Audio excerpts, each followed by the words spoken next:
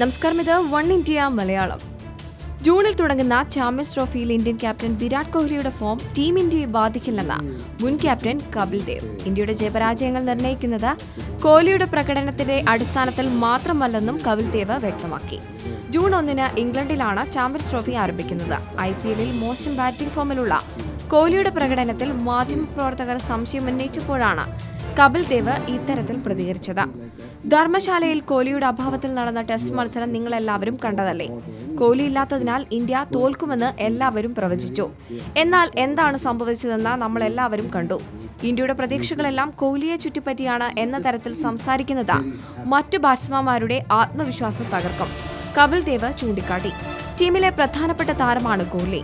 എങ്ങനെ കളിക്കണമെന്നും എപ്പോൾ കളിക്കണമെന്നും അദ്ദേഹത്തിന് നന്നായി അറിയാം, കപിൽ ദേവ് പറയുന്നു.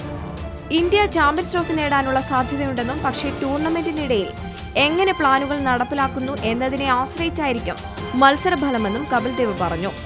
കഴിഞ്ഞ 5 വർഷമായി ഇന്ത്യൻ ടീം മികച്ച രീതിയിലാണ് കളിക്കുന്നത്.